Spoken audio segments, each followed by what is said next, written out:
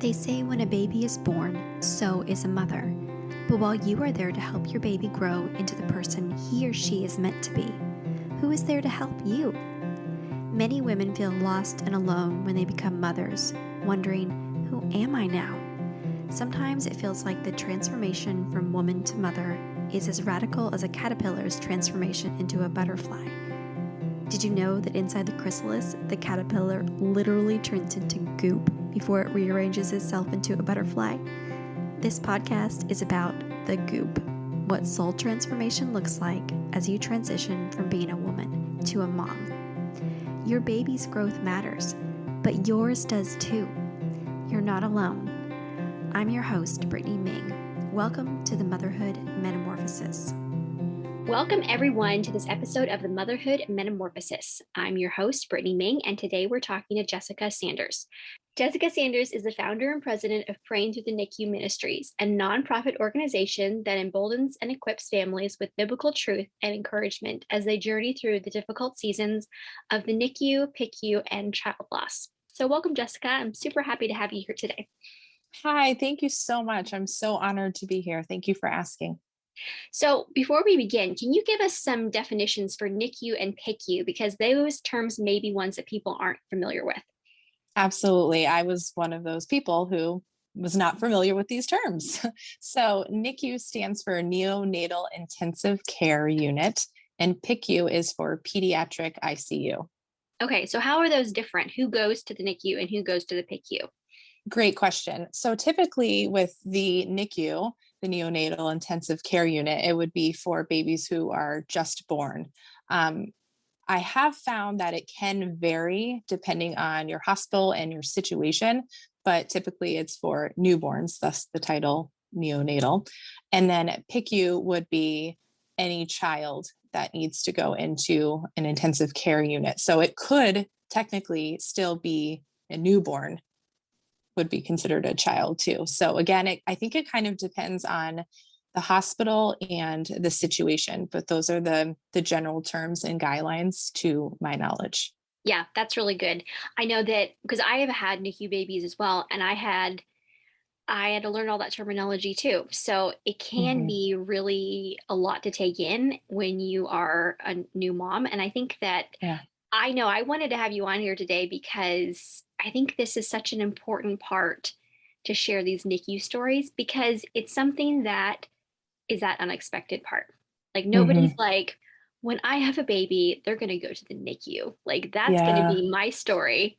And I'll tell a little bit of my story later, but I wanted to hear your story about your NICU experience and having your son. Sure, absolutely. I would love to share. So Ezra is my son. He's my NICU graduate, and he's my third child. And my other two pregnancies were very textbook. They went totally according to plan. And I was that woman who was like, I love being pregnant. Pregnancy is amazing. Like I would be a surrogate. Like I had such great experiences. And so when my husband and I were talking about having our third, I was like, this is in the bag. Like, I'm totally ready for this.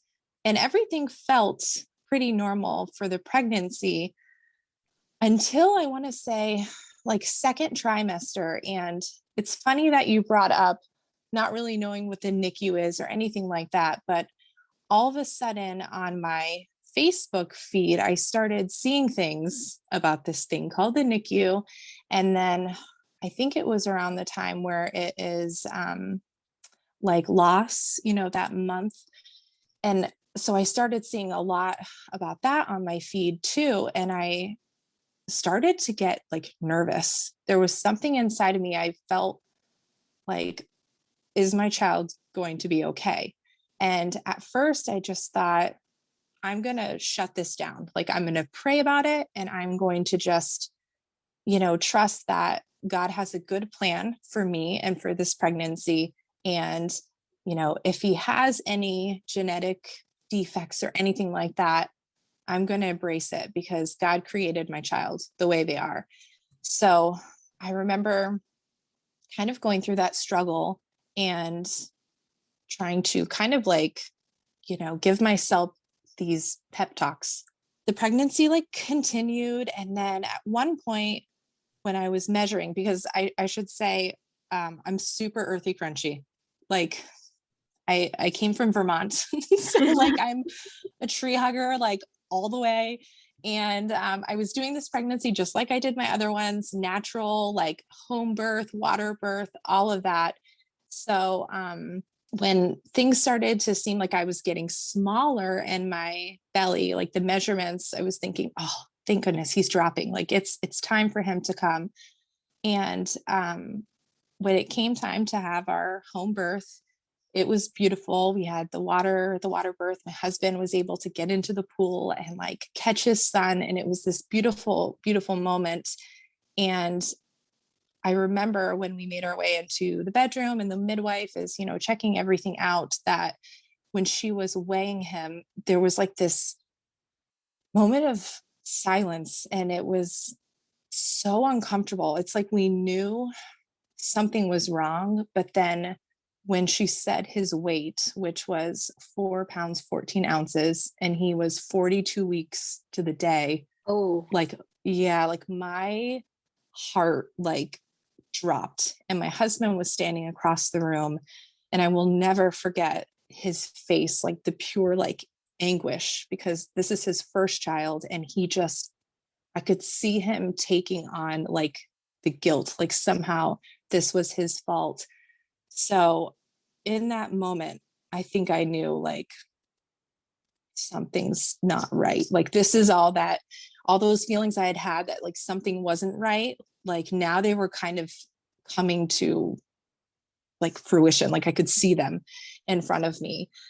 The first day was kind of uncertain with Ezra. Like the midwife was staying longer and checking on him. And the next day at like 36 hours, he had what looked like a seizure in my arms. And I'll never forget that either, where it just looked like he, froze. And then he was like staring off and his eyes were like glazed. And I remember calling for my husband. And then, the next few moments were just kind of panic, trying to call like 911. And then it's so crazy how in that moment, like, I can't remember my address. I can barely remember my name. Like it was a really, really hard moment, just where I was, crying in panic and fear. And the ambulance came, they took us to the hospital, which was like a 40-minute drive. And that ended up being the beginning of our NICU stay. And as I mentioned before, they were kind of deciding like, okay, he wasn't born in this hospital. So does he go in the PICU or does he go in the NICU? And my thought as a mother was like, he is tiny. He does not belong with like big kids. Like get this kid in the NICU right now. Like he needs that very specific care. Like I feel like, he would be lost in a PICU when he's this tiny little 4 pound, 14 ounce baby. yeah. So how long did you end up staying? Yeah, we actually had like 2 stints in the NICU. We stayed at that hospital for 6 days, which included Christmas, which was really hard. They were thinking we would be discharged on Christmas morning. And then, different lab tests showed that we couldn't go home yet. So that was really, really difficult to be away from our other 2 children. And so we returned home. We were discharged the day after Christmas. So it was like a 6-day stint. And we went home and we were supposed to do like outpatient follow-up. And as we were in the process of doing that and kind of sending our labs in to our pediatrician, they noticed like at the week mark, his levels for his what's called bilirubin, which is like his liver levels, were like sky high. So they were like, you need to get to the hospital right now. So we went to the hospital, and then we ended up being admitted to like a level 4 NICU, which is like the most serious. So we had to go like an hour and a half from home, and we were in that NICU for 31 days. Oh, wow. That's a long time. Yeah, it's a long time. So what were some of his challenges that he was working through after he was born? Yeah, good question. So initially they thought maybe he had something called intrauterine growth restriction. Like there was something obviously that was impeding his growth in the uterus. And so they were thinking that was a possible diagnosis. And then at the same time, they were thinking that his seizure that he presented was maybe related to blood sugar. Then as we were in the second NICU, they started to see that they had the blood sugar under control. So they kind of, brushed that aside and really started looking at his liver. And it wasn't until like the very last 2 or 3 days of that huge stay for us that they were finally able to diagnose what the liver issue was. And we found out he had a very rare liver condition called an intrahepatic portosystemic shunt, which That's a just long means, name. I know, I like, just like you were saying with all these acronyms and everything, like, I think when you are a medical mom or a NICU mom, a PICU mom, you get a crash course in like medicine. Like you are researching everything. You're trying to advocate for your child the best way you know how, and you're able to pronounce huge words like this with ease, even if, it's not normally your wheelhouse. So it just meant that his liver, the way it didn't form correctly. So it wasn't able to get like the bad stuff out and filter it out. So he had jaundice for a very extended period of time and was kind of bronzed and was riding that line of like cholestasis, which is like potential liver failure. Mm-hmm. So we learned that it was a pretty rare thing. Like there were only a few people in the United States that had this intrahepatic portosystemic shunt. Say that 3 times fast, right? Yeah. But some of the cases they found could spontaneously heal on their own, or some of the children would have to get like a liver transplant. So we were kind of discharged, not really knowing what was going to happen. And it could be spontaneously heal, or it could be, all right, we're going to walk that road of more hospital stays and a potential liver transplant.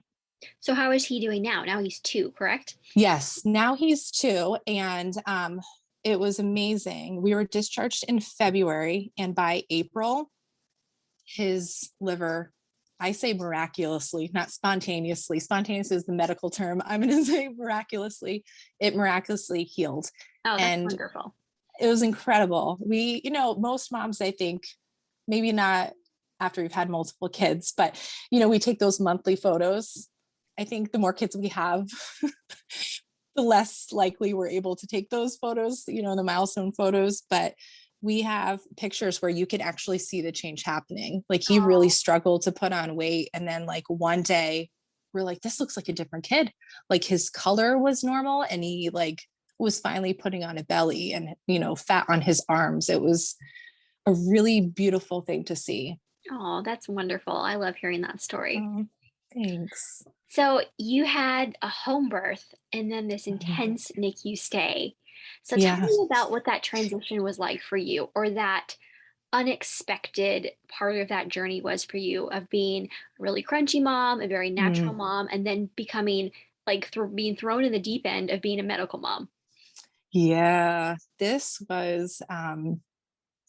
really was a metamorphosis. So I love the name of your podcast, and I can totally see, like, for me, this was my moment of metamorphosis too, because I really was that earthy, crunchy, hippie mom. I avoided hospitals at all cost. I mean, for years, like as a mother, I never wanted to have a hospital birth.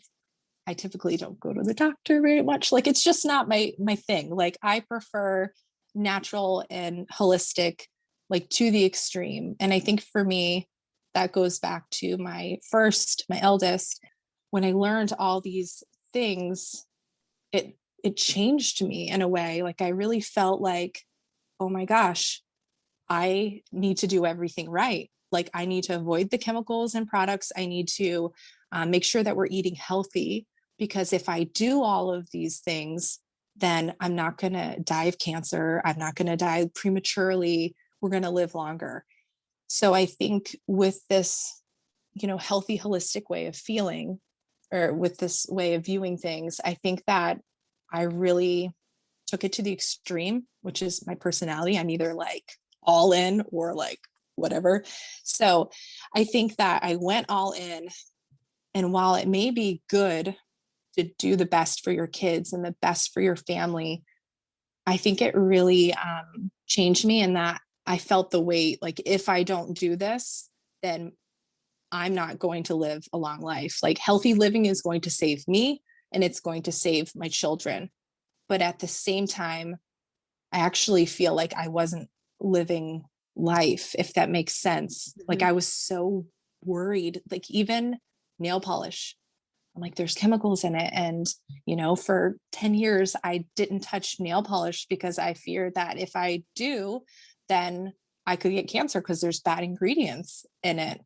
So for this natural mom who has the home birth with the expectation of, being at home with my family and doing all the natural things, to like be thrown into this whirlwind of going into a hospital NICU for like an extended stay, I was like, this can't be happening. Like, this is the complete opposite of what I was wanting.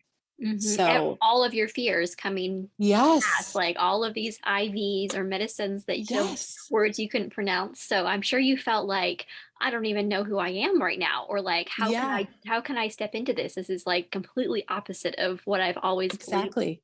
Did It you was have a lot of like surrendering too, like, let it go. Like, Mhm. I felt like in those moments, it was, all right, Jessika, you can either hold on to your earthy, crunchy ways and possibly lose your son, or you can open up your hands, let it go, trust God, trust these doctors, trust modern medicine, and keep your son.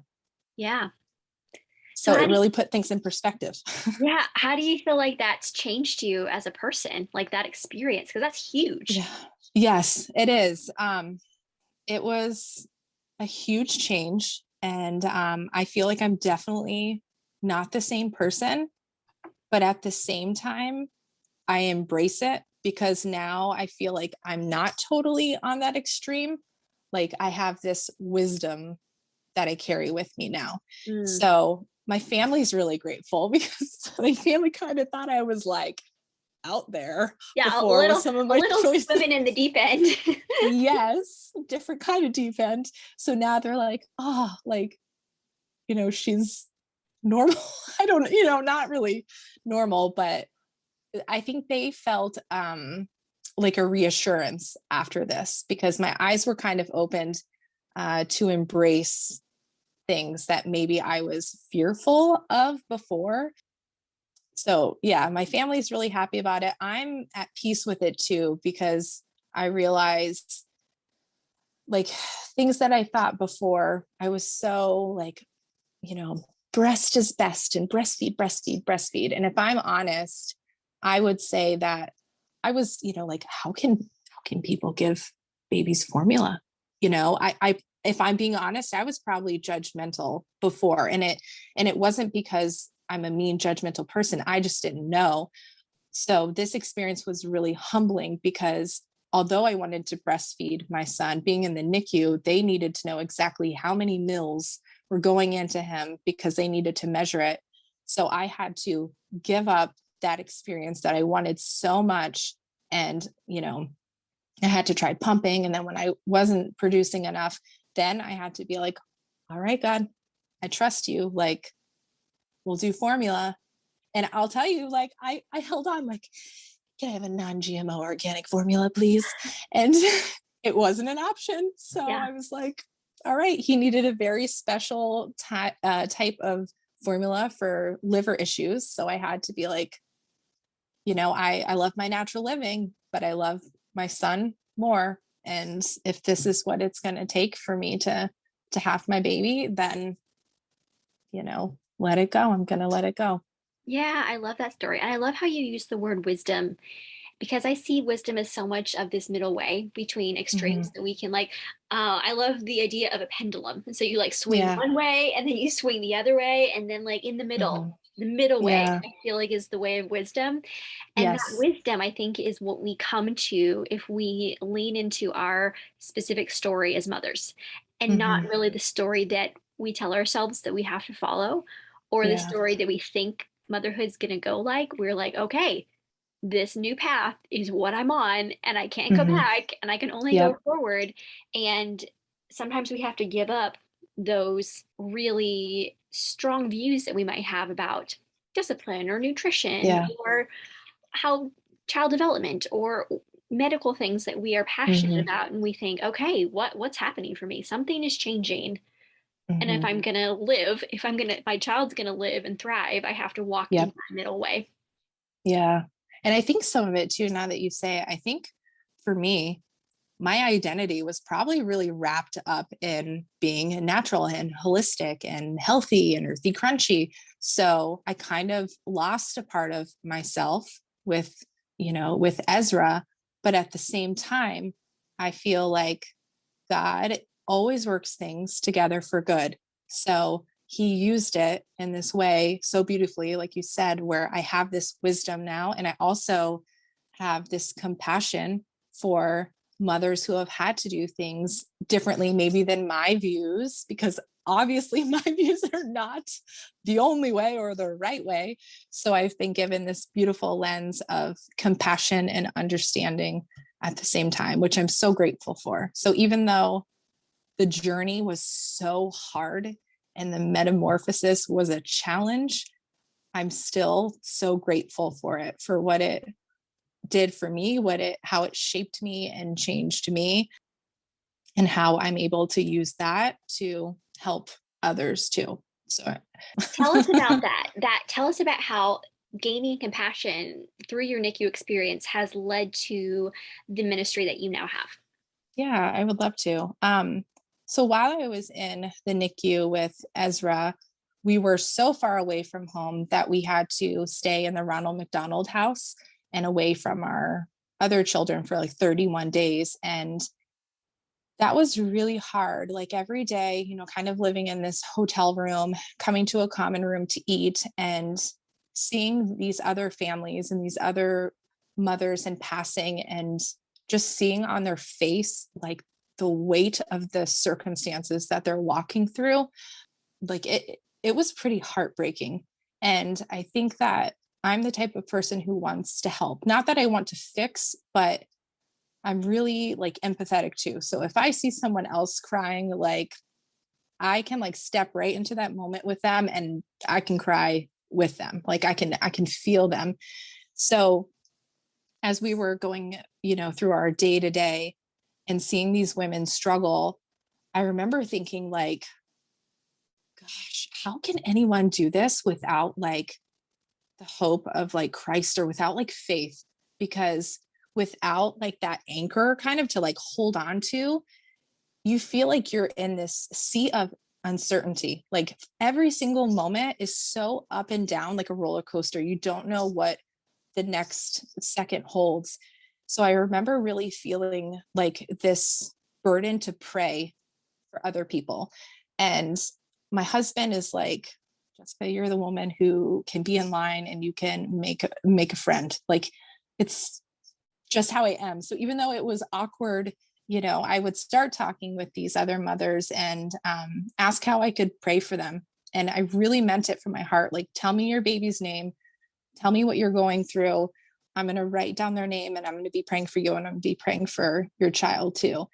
It just felt like that's what God wanted me to do in that moment, was to encourage them. And while I couldn't control their circumstances in any way, I could pray about it. And I knew that was the best like love offering, that I could give them in that moment. So that's kind of how the ministry started. And once we were discharged, I would say it's probably took me about 6 months until I felt like healed enough where I could really begin to pour into other people.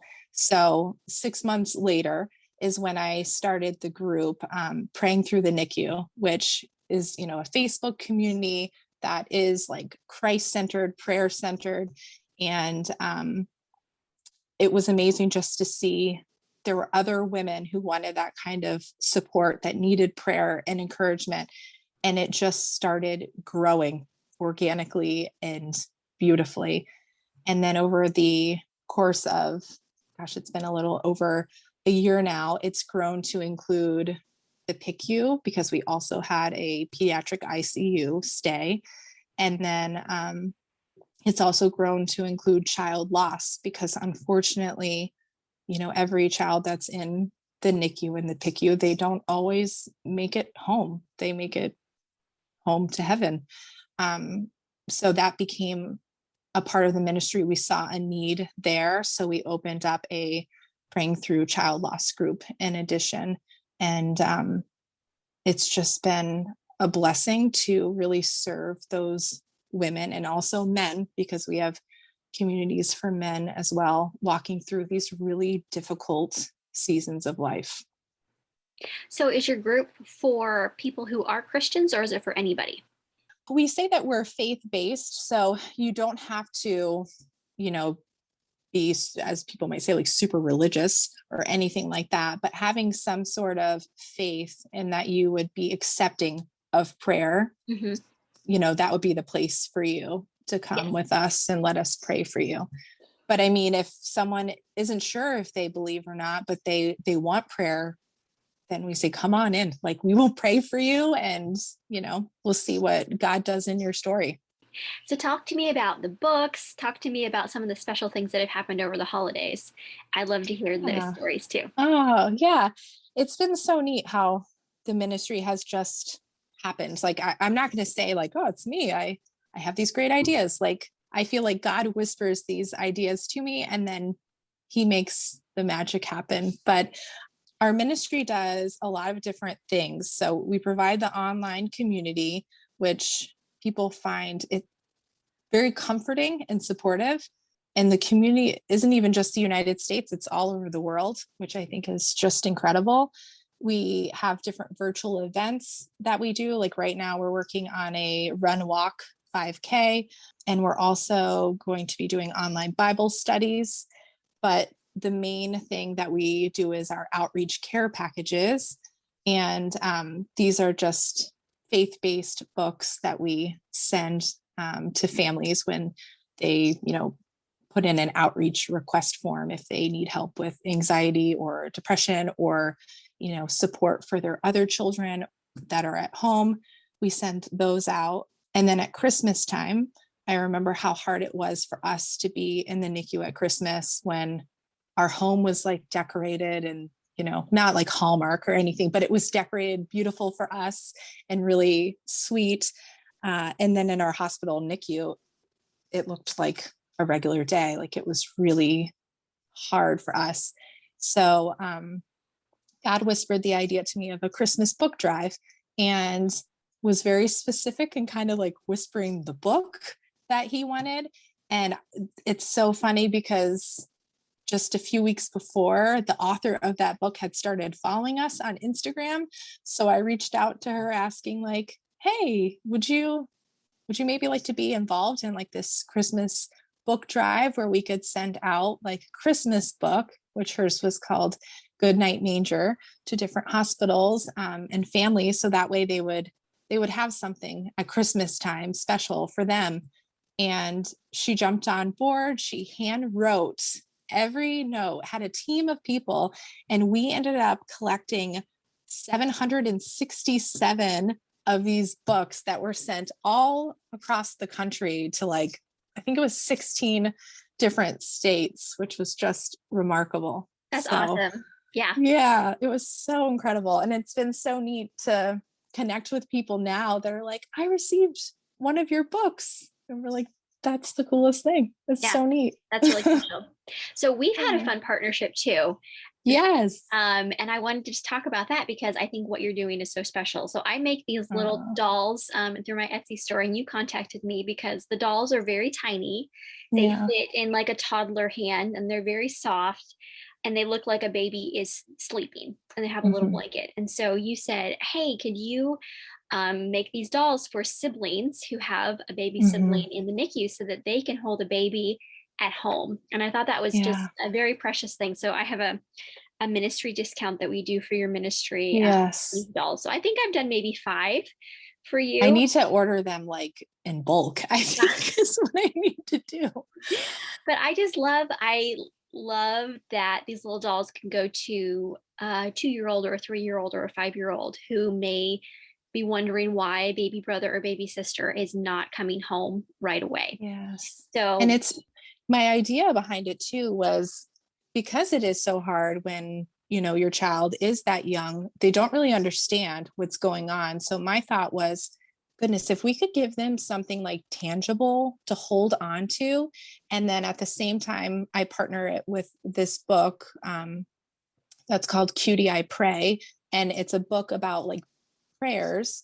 So I'm like, goodness, if they could hold their little mini brother or sister and then pray over their brother and sister, what a special like nighttime routine for them. And what a way for them to still feel a part of things and to feel like what they're doing matters. I mean, it makes me emotional just thinking about it, but I feel like, you know, that makes a difference. I feel like that's really special. And the families who have shared with me, you know, even like young boys and young girls, they're like, they won't put that thing down. Like they hold the little, you know, they hold the little baby all the time. And it's just something that they cherish. And that's my hope too. Like it's a hard time. So whatever you can have to comfort you through that time and to kind of give you like a purpose too. Like I've got to pray for my little mini brother or sister. Like I just, yeah, I love what you do. And I love including those in the care packages. And I just know that they're a blessing to those little hearts. yeah, I'm proud to be a part of it. So thank you for asking. Thank you. Every time I make one, I'm like, oh, this is super special. So I will include, I mean, in the show notes, I will include information about that and your ministry and links so people can see the little swaddle babies. Yes, I would love that. So your NICU story started with your third, and my NICU story started with my first kids. So it's interesting to think about how many different experiences that women can have with the NICU. And I talked about how nobody expects the NICU to be part of their story. Yeah. And I will back up a little bit that I knew that in the NICU was going to be part of my story because my twins were not doing well throughout my pregnancy. And they also had intrauterine growth restrictions. So I knew what you were talking about when you said that because my twins are identical and they only had 1 placenta. Wow. So through the whole pregnancy, they were just sharing a placenta and just struggling to grow. And so I had a scheduled C-section at 36 weeks, and we knew that they were going to go to the NICU. Like that was just what was going to happen. But it was a lot scarier than we thought. I think I would just had new mom. I was just naive. And so they were born, and my one son, Micah, he was born first, but he didn't cry. And my second son, Benjamin, was born and he cried right away. And we were still waiting for Micah to cry. And we were still waiting for Micah to cry. And we were still waiting for Micah to cry. And then a nurse said to my husband, "Sir, do you want to come over and look at your baby?" Because they thought that he was going to die. And Aaron left my side, and then I heard this cry, like, and Micah cried. So he had like some phlegm in his throat. And they tried to like intubate him twice, which is like putting a tube down their throat, and they couldn't intubate him because he was only 3 pounds. And he coughed, and they held him up to me so I could see him, and then they rushed him off to the NICU. So they didn't actually stay in the NICU very long, only about 2 weeks, a little less than 2 weeks, and they came home just barely over 4 pounds. But I think that beginning to my story shaped my motherhood experience. And I think that these experiences can shape us in different ways.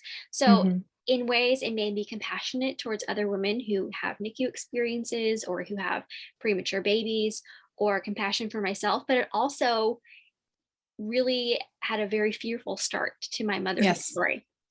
And that's something that I've had to, that beginning that started in a lot of fear, it's something that I've had to carry with me, and I've had to work through that because that has colored a lot of my experience. So sometimes I think we think, okay, this part of my story gave me these great gifts, but it can also give us great burdens. Yes. And I relate to the same thing. Fear. I never experienced fear and anxiety in my life until my son. Yeah. So I relate 100%.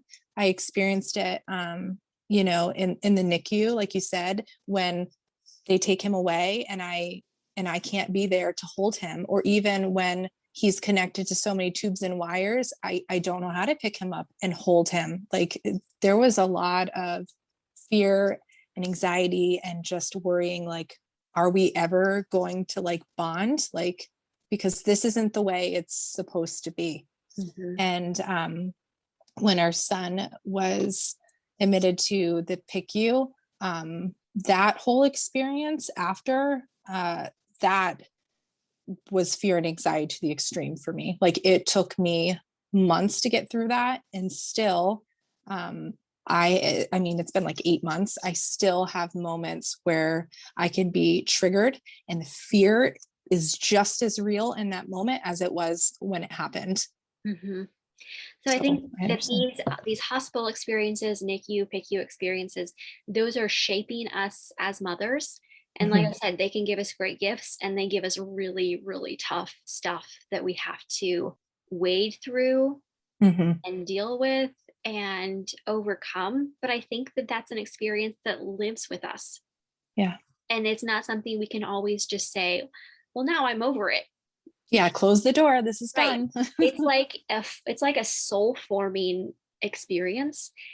And like you said, it's not the way it was supposed to be. Because when I had my other children, I was able to birth them and hold them right on my chest and like bond with them immediately. And then I thought back to my twins, and I'm like, wow, that was really different. But at the time, I didn't know that. Like I was prepared for them to go to the NICU. I was prepared for that to be part of my story, and it was harder than I thought it was going to be. But then I had to grieve later when I had that experience with my other kids, because I was like, I didn't have that skin to skin. I didn't have that bonding time or the breastfeeding as a newborn. Like it was something that continued to come up for me in my life. Yeah. And I think that sometimes we think once we get past the initial event, or we're feeling better, or they're home, then it's over. But I think it comes up again, and it's something that we have to work through in our lives. And I think it continues to transform us. I think conversations like this are really important to say, there's so much great good that we can do with our pain, but the pain also is something that is sharp and continues to be sharp inside of us. And it's that balance of moving forward with strength and purpose and compassion, but we also have to turn that strength and purpose and compassion inward and say, what do I need still to heal this part of my story that was unexpected and painful? Yeah, I think there are some parallels to grief too, because through our ministry, I've led some different grief recovery groups. And one of the things we were talking about in that group is, you know, you may not like what's happening. You may actually hate this season of your life, but you actually need to like lean into it and embrace it to get through it. Because, you know, losing a child is, you know, this unspeakable, devastating thing. And of course, no one is going to like that. But at the same time, to be able to move forward, you have to lean into it. And I think there are parallels with that within NICU stay and a PICU stay too. Like I did not want to be going through that, but at the same time, I had to lean into it and kind of go with that wave. And even like you said, as you know, the months and years go by, I have to lean into those moments where I might be triggered and the fear comes up again. And I have to learn how to move forward and get through it. Yeah, that's a really good parallel. I hope that anyone listening to this today can just either see themselves, maybe they are a parent who has had a NICU stay or a PICU stay, or maybe they will in the future, or maybe they have a friend or a loved one who also has a baby that is in the NICU and is dealing with this. So it can give them some insight into what that experience might be like, or what resources are available to help support that person. So I'm so glad you came on today, Jessika, to talk about this. Thank you so much. Yeah. So to end our time, I love to ask these rapid fire questions that are just fun. So, all right, are you ready? Yes. Okay. Which Disney princess would you like to take out to coffee? Oh my goodness, I have to do rapid fire, so this needs to be a quick answer. Jasmine? Oh, Jasmine's so much fun. She's fiery. Yes. Yeah. She's cultural too. I love different cultures. So I'd be asking her all the questions about everything and asking her to, enlighten me. Yeah, that would be great. That'd be a great coffee. What's one thing you must have on your nightstand? My phone. Because Same. it's an alarm clock and a baby monitor. It's all the things. Yeah, you got to have it. Yes. What's your go-to treat after the kids go to bed? Probably wine or chocolate. Honestly. Yes. I was munching the chocolate last night. I keep it in my fridge like really high, and I just it's like under the butter, like it's like that wouldn't stop me. I would still get it. Yeah. Yeah. Yeah. So I was having my chocolate last night too. Yes. What's an ordinary moment that brings you great joy? I think there are moments like with the kids when I'll be watching them where it feels like time stands still for a moment, and I just take this picture in my mind, and it could be something as simple as like my son will be like singing a worship song and I've never heard him say the words before, something as simple as that, or just looking over at one of my girls and just realizing, oh my gosh, they're growing up. Like, and in these moments I typically cry because they're just ordinary moments, but they're ones that like I tuck away in my heart and I cherish. Yeah. The last show you binged and loved? My husband like pulls me into his shows. They're like Survivor and stuff like that. So I watch them with him. But the series I probably, binged and watched was like The Chosen. I love The Chosen, and I watch it again and again and again. Yeah, that's really special. Yeah. If you run out of this besides milk, you have to go to the store. Probably baby food. It's an important thing. It's not too exciting, but yeah, puree packs. Oh yeah, the pouches. We love those at our house too. My daughter still has those. I'm like, they're great for carbs and calories. Yeah, eat some vegetables. Yes, exactly. Who makes you laugh? Gosh, who makes me laugh? Husband, I would guess. Yeah, my husband. That's the right answer. Right, of course. Myself might be one too. I laugh at myself all the time. That's so great. Maybe myself first and then my husband second. That's a great answer.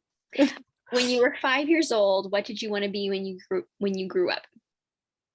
I don't think I had any ambitions at 5 years old. I've always been a late bloomer.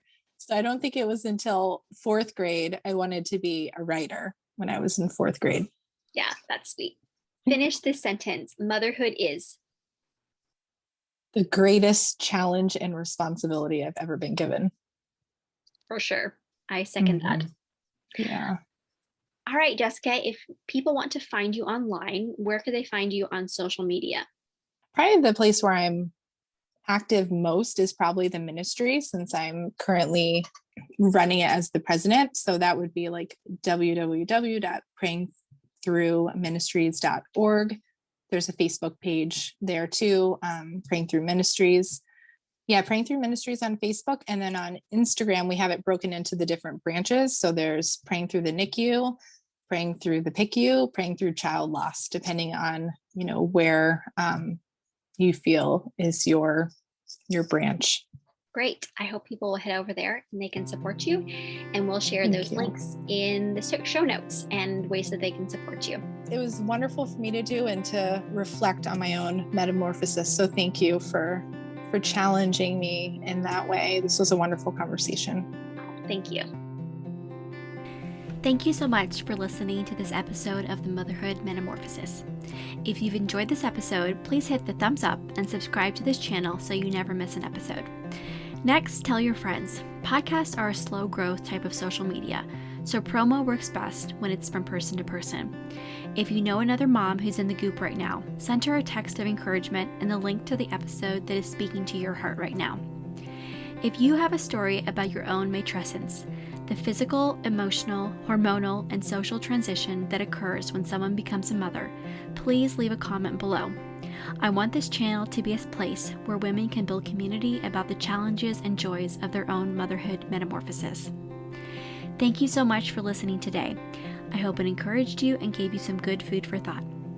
If you ever have any questions, comments, or you'd like to reach out to me personally, you can email me at brittanyaming@gmail.com.